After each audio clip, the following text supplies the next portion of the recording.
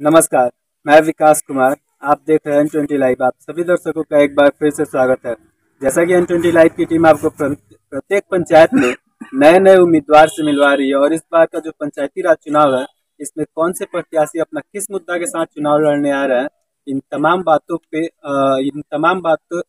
बात को आप तक पहुंचाने का प्रयास कर रही है। तो आज हम मौजूद हैं विस्वार पंचायत में, जहां पे सरपंच पद के उम्मीदवार रमावती देवी और उनके पुत्र जो कि चुनावी मोर्चा संभाल रहे हैं, राजेश कुमार पांडे जी, आज हमारे साथ मौजूद है। तो हम इनसे जानेंगे जो इस बार का पंचायती राज चुनाव है, ये किस मुद्दे के साथ चुनाव लड़ने आए हैं और इनका जो 5 साल का मैनिफेस्टो है वो क्या है, और इस वक्त ये चुनावी प्रचार में निकले हुए हैं।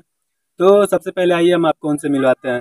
स्वागत है सर आपका हमारे चैनल पे। जी, सबसे पहले तो मैं आपके चैनल को जो है धन्यवाद देना चाहता हूँ कि आप लोग पंचायत हर गांव में घूम करके जो भी नए प्रत्याशी हैं उनके जो भी मुद्दे हैं, जो भी उनका मैनिफेस्टो है जिसके आधार पर चुनाव में आए हैं, उसके लिए आप लोग घूम रहे हैं। इसके लिए सबसे पहले आप लोग को बधाई। उसके बाद जो है हम आपके चैनल के माध्यम से अपनी पंचायत के सभी सम्मानित जनता को नवरात्र दशहरा का हार्दिक शुभकामना एवं बधाई देना चाहता हूँ।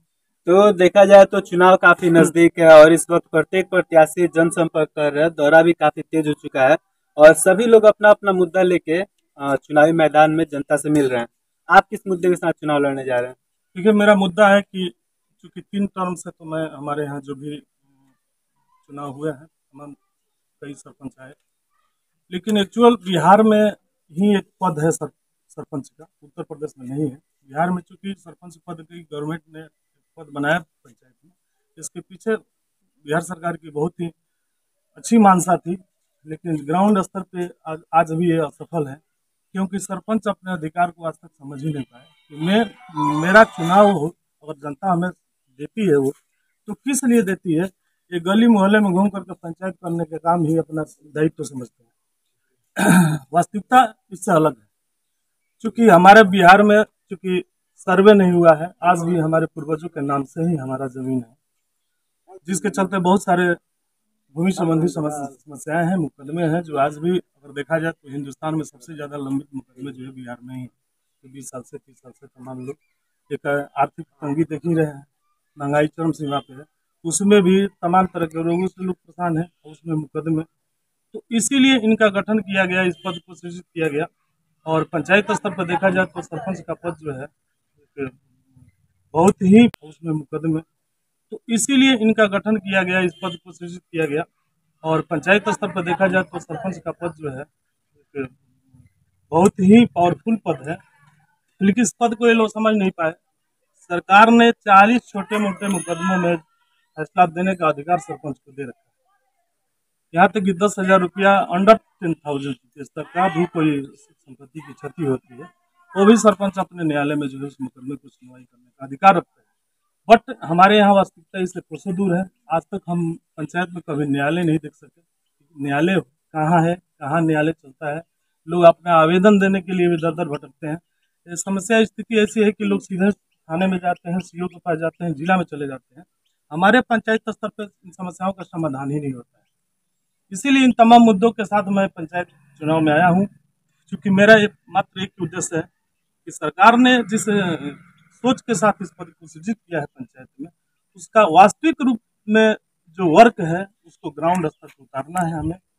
और मुझे प्रयास मेरा रहेगा कि चाहे समस्याएं जो भी हो, छोटी मोटी विवादें हो या भू राजस्व संबंधी हो, या जमीन का जो गवर्नमेंट ने अभी एक कानून पास किया है कि जमीन रजिस्ट्री वही करा सकता है जिसके नाम से जमीन। तो देखा जाए तो ये जो तमाम बातें आप कह रहे हैं, अगर यहाँ की जनता आपको सत्ता में लाती है तो क्या इस तमाम बातों को आप निभा पाएंगे? बिल्कुल अपने बिल्कुल बिल्कुल पंचायत में ग्राम कचहरी जैसे व्यवस्थाएं कर पाएंगे? बिल्कुल बिल्कुल 100% सतत जमीन पर उतारने का प्रयास हम करेंगे। और मेरा वादा है आपके माध्यम से अपने पूरे पंचायत की जनता को कि इस पंचायत में न्यायालय का गठन होगा, न्यायालय में ही सुनवाई होगी, और सत्य का सत्य जो हो, न कोई पक्षपात होगा, और न कोई मेरा विशेष प्रिय है, न कोई मेरा विरोधी है।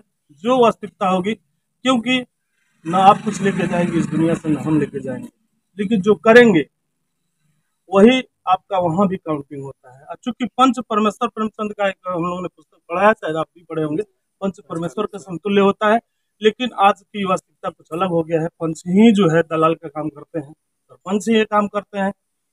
ये मैं किसी पर व्यक्तिगत आरोप नहीं लगाता हूँ, ये वास्तविकता है। पूरे लगभग 2-4-10% लोगों को छोड़ दिया जाए तो वास्तविकता यही है। तो देखा जाए तो अभी सरपंच के पद से काफी सारे नॉमिनेशन भी सामने आए हैं। जी जी। ये जो होड़ लगी है, कहीं ना कहीं देखा जा रहा है जो सरकार का इस बार का नया गाइडलाइन है, वो सरकार कुछ पावर मुखिया से लेके सरपंच के हाथों में देने वाली है पंचायती राज विकास के लिए। इन तमाम बातों पे देखा जाए तो कहीं ना कहीं सरपंच पद के उम्मीदवार काफी सारे उभर के आए हैं सामने। तो इस बारे में क्या कहना है? पंचायत में 6 महीने पहले ही लग गया था। उस समय इसकी कोई विकास योजनाएं भी सरपंच को के अधीन आने वाली है, ऐसी कोई चर्चा नहीं थी। हमारा सिर्फ उद्देश्य यही था कि हमें एक उदाहरण बनाना है इस पंचायत में, कि दूसरे पंचायत के लोग भी इसका तुलनात्मक कहीं ना कहीं करें, तुलना करें, और उनको हो सकता है कि इससे एक उनको भी सबक मिले कि वास्तविकता में सरपंच का पद कितना गरिमामयी है। और हमारी जनता को सबसे ज्यादा समस्याएं अगर देखा जाए, विकास की बातें तो मुखिया जी वार्ड मेंबरों के माध्यम से सरकार करा ही रही है, लेकिन सबसे ज्यादा परेशानी की समस्याएं जो है उनका ग्राउंड स्तर पर जो भूमि विवाद है, जमीनी विवाद है, ये तमाम समस्याएं हैं जिसके चलते सबसे ज्यादा आर्थिक परेशानियों से गुजर रहे हैं हमारे यहाँ के लोग। तो उसको कहीं न कहीं ध्यान में रखते हुए हम इस चुनाव में आए हैं, और ये आपके माध्यम से पुनः एक बार हम अपने पंचायत की जनता से, आवाम से ये वादा करते हैं कि अगर उन्होंने हमें जो है आशीर्वाद दिया, अगर उसको योग्य समझा, क्योंकि तुलना उनको सिलेक्शन करना है, जो भी हमारे पंचायत में जो भी सरपंच के उम्मीदवार हैं उनको कंपेयर करना है कि उनके लिए बेस्ट कौन है, कौन सही मायने में वर्क कर सकता है, किस कौन व्यक्ति है जो सत्य कहने का साहस रखता है। तो अंत में हमारे चैनल के माध्यम से अपने चुनाव चिन्ह को लेके अपने पंचायत की जनता से क्या अपील करना चाहिए? बिल्कुल, मैं एक बार आपके माध्यम से ही अपील करना चाहता हूँ। ऐसे तो मैं घर घर तमाम लोगों से जाकर के निवेदन कर रहा हूँ, एक आपके माध्यम से, शायद सोशल मीडिया का जमाना है, थोड़ा सा और व्यस्त हो जाएगा हमारा प्रचार प्रसार, और जन जन तक मैंने आपके माध्यम से जो मैसेज दिया अपनी जनता को, ये फिर कहना चाहता हूँ कि एक बार मुझे अवसर दें, और ये मेरा वादा है आपके माध्यम, चैनल के माध्यम से, कि जो मैंने कहा है पूरे समाज आवाम के सामने कह रहा हूँ, जो भी हमारे समर्थक हैं, कहीं भी इनकी प्रतिष्ठा झुकने नहीं दूंगा। जो वादा किया है उसको पूर्णतः निभाने का प्रयास करूंगा। इसमें कहीं रत्ती भर भी जो अपने जाने अनजाने में भी त्रुटि नहीं हो सकती। तो हमारे साथ इनके समर्थक भी मौजूद है, हम इनसे जानेंगे किस उम्मीद पे इन्हें समर्थन दे रहे हैं। तो आप भी बताइए किस उम्मीद पे इन्हें समर्थन दे रहे हैं? ये पढ़े लिखे व्यक्ति हैं और सरपंच का पद जो है वो पढ़े लिखे के लिए है। तो अगर ये जीत जाते हैं तो वास्तव में हम आशा करते हैं कि बेहतर करने की कोशिश करेंगे। इसी आशा के साथ उनके साथ। तो कि अभी तक हम बात कर रहे थे राजेश पांडे जी से, और उनके कुछ समर्थक से भी हमने बात किया।